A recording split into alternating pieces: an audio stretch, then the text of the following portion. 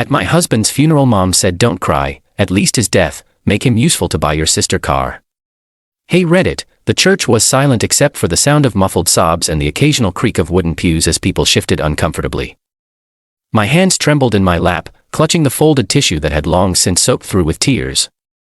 My husband's casket sat just a few feet away, a stark reminder that the man I loved, the man who had been my only constant in this cruel world, was gone forever.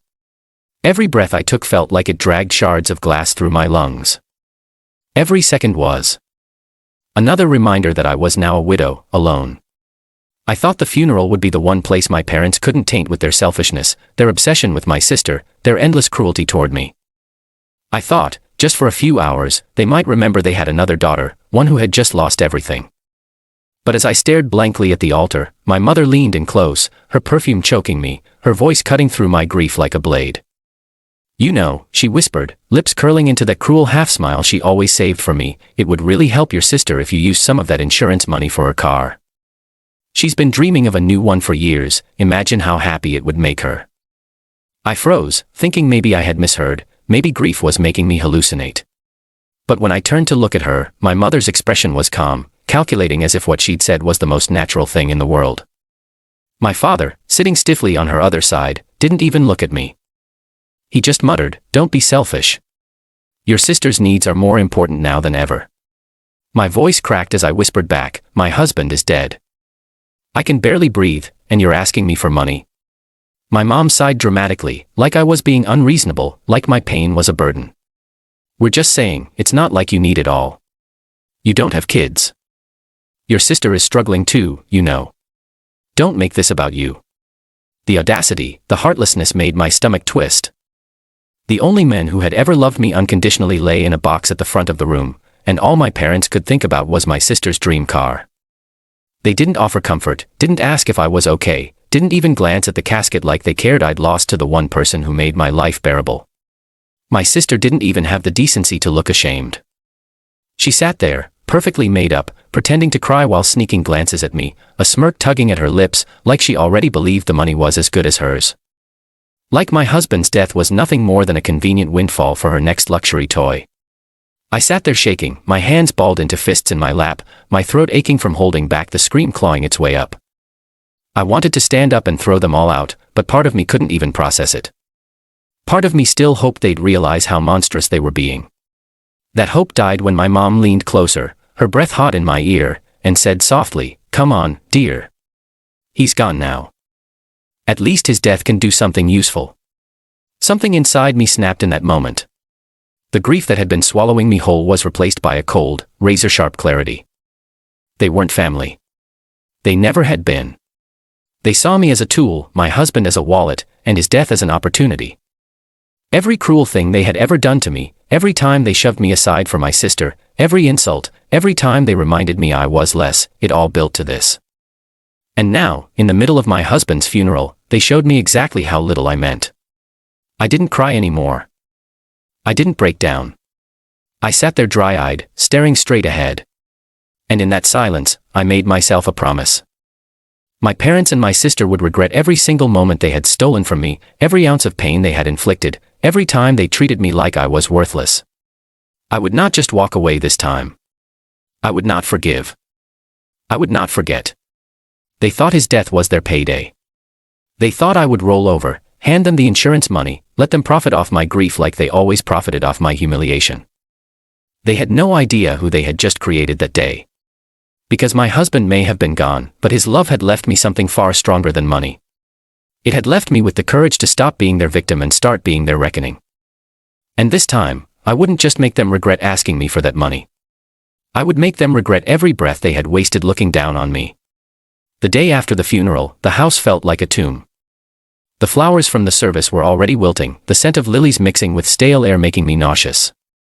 My husband's jacket still hung on the back of the chair where he'd left it last, his watch on the nightstand where he'd forgotten to put it away. Everything screamed his absence, but louder than the grief was the memory of my mother's whisper, "At least his death can do something useful." I spent hours sitting in the dark, my mind racing through every insult, every wound my family had carved into me over the years. The time they skipped my graduation to celebrate my sister's new boyfriend. The birthdays they forgot while throwing lavish parties for her. Every Christmas morning where I was handed a sweater 2 sizes too small, while she got diamond bracelets. My husband had been the only person who made me feel like I mattered. And now, at the lowest moment of my life, they had shown me they didn't just see me as worthless. They saw my husband's death as their lottery ticket. For the first time in years, I felt something other than grief. A cold, razor-sharp determination began to burn in my chest. This wasn't going to be like all the other times I let them win. They'd spent their whole lives turning me into their punching bag, the forgotten daughter, the one who owed them everything while getting nothing.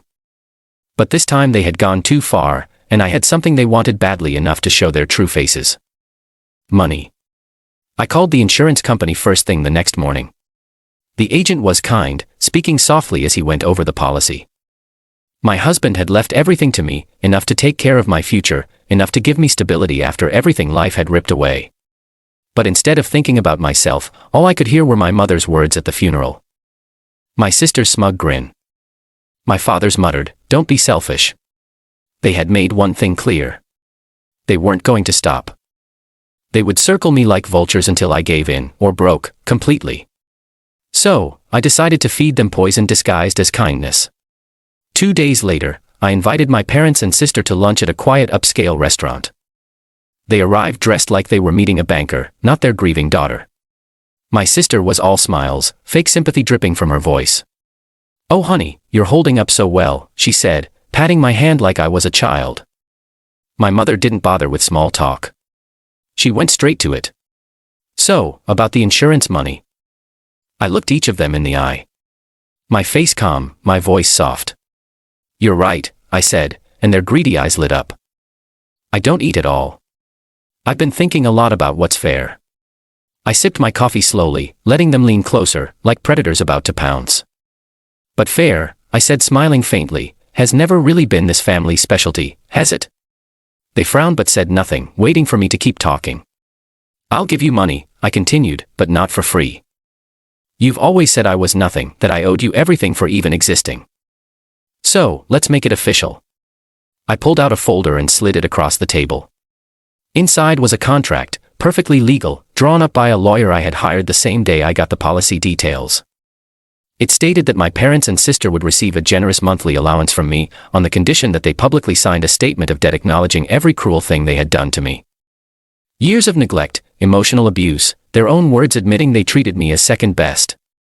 The document was set to be filed and made public if I ever wanted to release it. At first, they laughed, thinking it was a joke. But when I didn't join in, my mother's face turned red. "What is this?" she snapped. "You expect us to sign this garbage? To admit lies just for a few dollars?" I leaned forward, my smile sharper now. "It's not a few dollars. It's enough for a new car, a new wardrobe, a dozen vacations for my perfect sister. Isn't that what you wanted? I'm just giving you what you've always demanded, my dignity, in writing. The money's on the table, but you're going to pay for it in shame." Their silence was thick. My sister shifted uncomfortably, glancing at the pages, her greed warring with her pride. My dad slammed his fist on the table, muttering curses, but I stayed calm, letting their anger wash over me. For once, I had the power, and I wasn't giving it back. I stood gathering my things. "Think it over," I said, sliding a pen onto the folder. "You've spent my entire life making me regret being born. Now you can regret asking me for my husband's blood money. You'll sign, or you'll watch every lie you've told about being the perfect family burn in public court documents." I walked away, my heart pounding, knowing they were cornered for the first time in their lives. They wanted my husband's money. They'd have to sell their pride to get it, and I would enjoy every second of watching them choke on the taste of their own cruelty. 2 weeks passed before my phone lit up with my mother's name. I let it ring 3 times before answering, knowing what was coming. Her voice was sharp, brittle, and dripping with fake composure. "We've decided to sign," she said flatly, like every word burned her tongue. "Your father and sister agreed. Just bring the money. We don't need your theatrics." I almost laughed. They thought this was still a negotiation, that they could make demands in a deal they no longer controlled. "Good," I said simply. "Tomorrow morning, my lawyer will be present. You'll sign, get your first transfer, and we'll never speak again." They arrived at the lawyer's office dressed as if they were walking into a victory parade. My sister even had the audacity to joke. Finally, something good came out of that tragic marriage of yours. I didn't react. Instead, I slid the papers toward them, watched their eyes skim over the legal text that laid bare decades of emotional abuse and neglect in their own signed confession. Every word was true, every sentence a nail in the coffin of their so-called reputation. My lawyer glanced at me once, silently confirming, and I nodded. The room stayed silent except for the scratching of their pens, signing away what little dignity they had left. When it was done, I calmly handed over an envelope, not cash, just a single check for the first installment, and stood up to leave. Wait, my mom snapped. Where's the rest? We expected more than this. I turned to her slowly, letting the cold satisfaction show on my face. You'll get it, I said softly. Just not the way you think. The next day, their confession statement, notarized and legally binding, went public. Every neighbor, every friend, every colleague they had boasted to about being perfect parents saw the truth in their own handwriting, how they had neglected, belittled, and emotionally abused their own daughter for decades. How they tried to profit off her husband's death without a shred of remorse. By nightfall, their phones were blowing up, not with sympathy but with disgust. Invitations to social events vanished overnight. My dad's old buddies pulled out of every business deal he'd been clinging to. My mother's charity circles shunned her completely.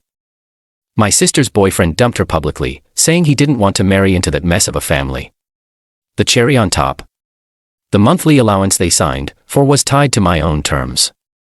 I had the legal right to stop payments if they ever harassed me again, and every cent was documented as charity support for abusive parents, a label they could never erase from their records.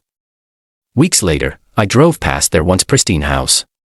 The lawn was unkempt, the mailbox stuffed with unopened bills, their cars gone.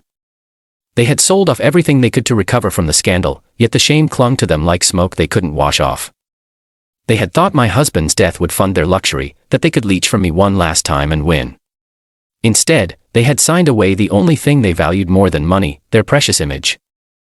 Standing outside my own new home, the one my husband's insurance helped me buy, I watched Eli laughing in the yard for the first time in months. I whispered to the wind, this is what he would have wanted, a life far away from their poison. And for the first time since that funeral, I felt truly at peace. My parents hadn't just lost their payday. They had lost the mask they'd worn all their lives, their power, their reputation, and the right to ever stand over me again. They wanted my husband's death to be their gain. Instead, it was their undoing. Please subscribe to our channel and tell us in comments from where you're watching this video.